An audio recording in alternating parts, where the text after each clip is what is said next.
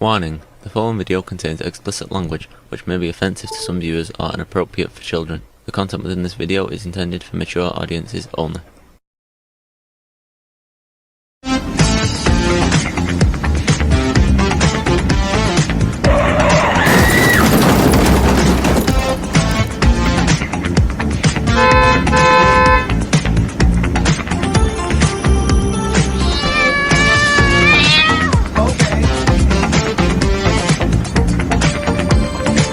Hey everybody, got a video here you should see.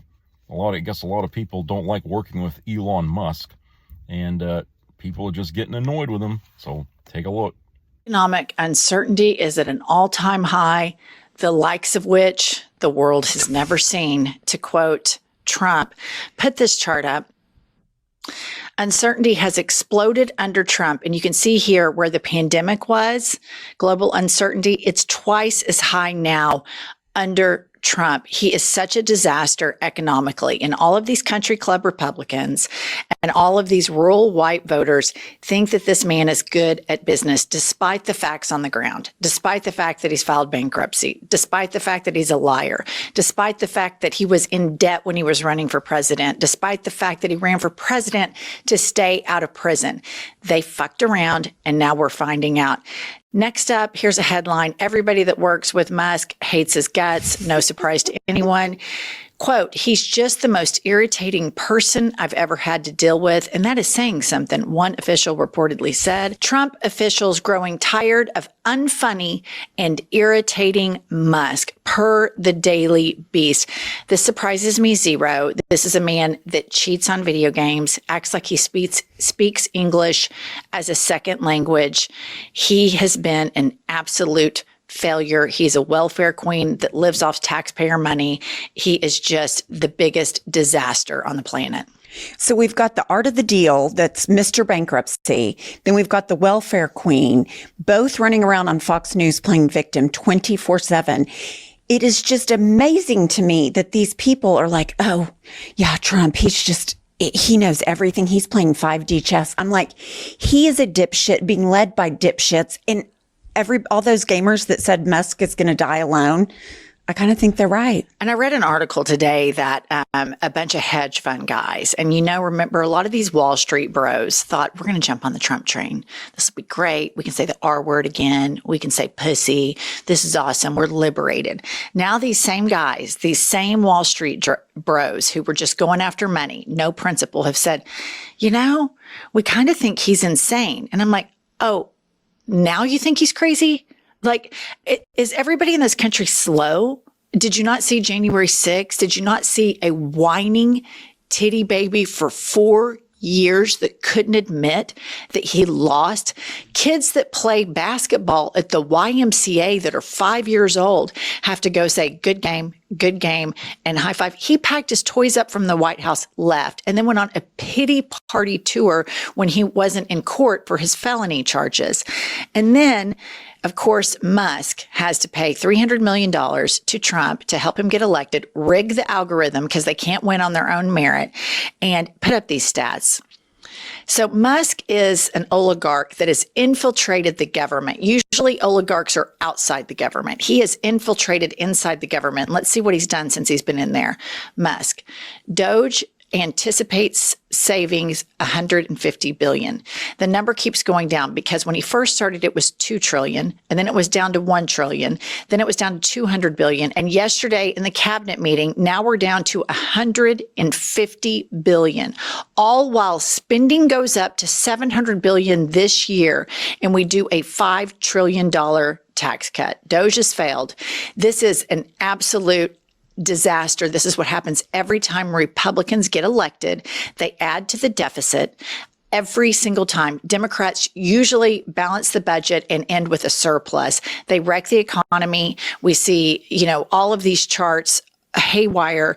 And more than anything, he's delegitimizing American businesses. And this is an authoritarian play. We like to say that he's a dipshit, and he is, but he's very good at being a propagandist. And all of this is so that he can demean every single institution we have, so that he can put himself in power. And he has the Supreme Court helping him, and he has all of these dumbasses in Congress helping him. And now you have these hedge fund guys helping him. So it's going to be interesting to see because white Republicans like their money.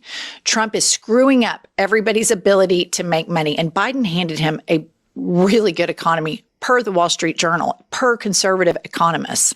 First of all, I don't think the billionaires have found Jesus on Trump. I think that they're losing money. They see how volatile and how poorly he's running the economy, and they're going to lose money. And I think on Musk, I think he says it's 150 billion. We have yet to see any proof of that. There is no transparency. There have been no prosecutions. There have been no documents that support that. So as of right now, it's just him shutting down investigations into himself and awarding himself more government contracts. So Pumps and I have had this theory that Musk and Trump they did a bunch of nefarious stuff together during the election. And since they won, a lot of illegal stuff in the government so that they have mutually assured destruction. Well, Musk lost after he spent upwards of $20 million in Wisconsin to try to buy a Supreme Court seat. He lost miserably. Trump hates losers. And then Musk was kind of gone for a while. He was AWOL. I didn't see him anywhere. So then, of course, Trump has to have one of his circle jerk cabinet meetings where everybody's like, oh my God, you're so great. It's the biggest bootlicker, circle jerk, nauseating, North Korea style propaganda thing you've ever seen. A strong government would never have to do such a thing. Elon Musk is back. And it sounds to me like there's been some, if you don't do this, I'm going to do that. And so listen to Trump talking to Musk in the cabinet meeting, and then let's dissect. Elon's done a fantastic job. Look, he's sitting here, and I don't care. I don't need Elon for anything other than I happen to like him. But I'm telling you, this guy did a fantastic job. I don't need his car. I actually bought one and they said, "Oh, did you get a bargain?" No, I said, "Give me the top price." I paid a lot of money for that car. But honestly, he makes a great car. Okay. Why would he say, "I don't need anything from him"? I think that's a very interesting thing to say. Elon's here and he's doing a great job. I don't need anything from him except that I like him. Why would he go out of his way to say he doesn't need him when he campaigned with him and he said, he's going to figure out how to cut all this waste. And for him to sit there and say he doesn't need him, to me is a pretty interesting thing to say. I go back and forth between everything Trump says, projection. So I believe he absolutely needed Elon to win the election. He needed all the money that he campaigned for. He ran PACs, all of those. But I think Trump is so narcissistic that now he can't stand that Elon has all the power, that Elon stands over him at every cabinet meeting. So I think it's starting to break just because two narcissists cannot exist in the same space that long. There's no way. And I think that's kind of like a slam. It was emasculating for sure. To sit there and say, I don't need him. I just like him. And I don't know if maybe when Musk thought, I'm 10 foot tall and bulletproof, I bought Donald Trump, I bought the presidency. And then he thought his money, he could start dictating elections nationwide. Well, it didn't work with the horse that they backed in Wisconsin. So then Trump would feel emboldened to say, well, it wasn't Elon after all. I'm just a winner. I'm so great, right? You are so right. Right? You are exactly right. So he's like, maybe your money helped me, maybe it didn't, but you put all this money on that guy and he lost to a woman. And so I don't know. I just think that's a pretty interesting dynamic between the two. And I think we're at the beginning of Heartbreak Hotel.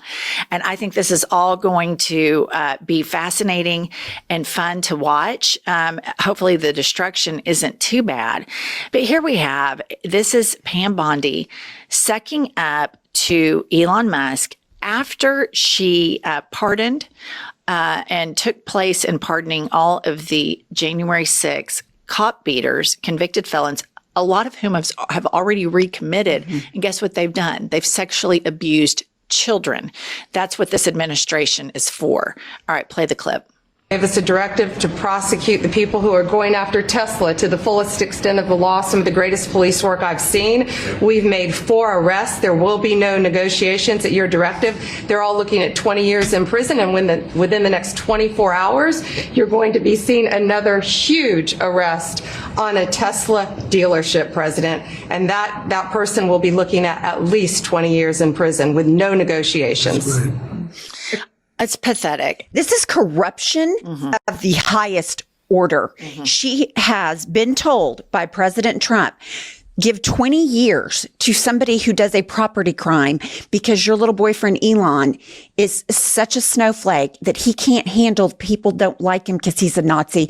This is infuriating. She should be impeached right now, today. She is a disgrace to the bar and the Attorney General's office and the Department of Justice. This just sends me into orbit. And she does it with her Christian cross on, Oh, like all these absolutely. MAGA women do. But let's check in on the crazy Christian MAGA ladies. God's design. And one of the things that's really bothered me that I've been fighting is these Green New Deal policies that really go against God's design for nature and how he created this world that we live in. Can you talk? I know you've been very active and vocal on solar panels and some of these alternative energy initiatives. Can you talk a little bit about your position there and the work you're doing in DC in that front? Sure. I've been very outspoken about this. It's a sham. The whole climate change is a sham. First of all, God controls the climate because he controls the sun, and the sun controls the weather primarily.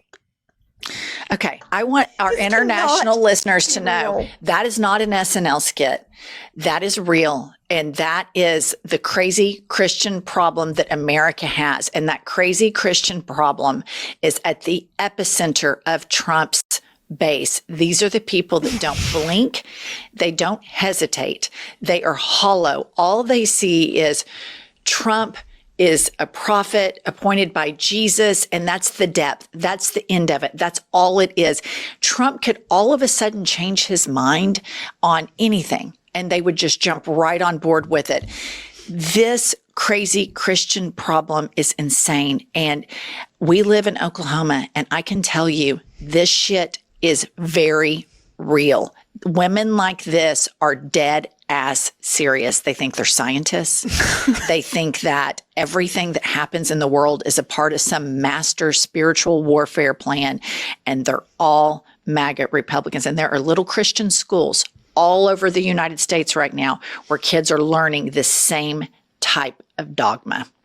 I can't even believe that is real. That is, like you said, it seems like it would be an SNL skit. This is embarrassing for the entire American. Every American should be horrified of this. This person should be these people are too stupid to live. Like, I don't know what you say to this. You cannot, this is irrational. It's crazy. It just goes back to no expertise, no facts. They don't matter. We're just going to go, and God controls the climate, so we don't need to worry about it. Okay. And then next up, the Chinese are trolling the shit out of the United States of America. And I just want to make sure everybody's seen this, because Trump keeps saying that he wants all these manufacturing jobs here, like making Nikes and iPhones. Here's what Chinese AI has made, and all of this is going viral. And, this is the way a lot of the world views America, through this lens. Major obesity problem, junk food, lazy. And it's so interesting because it's such a juxtaposition from what the right-wing manosphere thinks that everybody thinks about America. And if you travel abroad or you have friends that are international, they think we're so arrogant and loud and just gluttonous. And Trump is the manifestation of all of America's worst impulses, the love of capitalism, the just gluttony, the crazy Christians, the rules don't apply to us because we're Americans. We're so exceptional. It's all been birthed right now. And now the worst this country has to offer is in charge of the executive branch.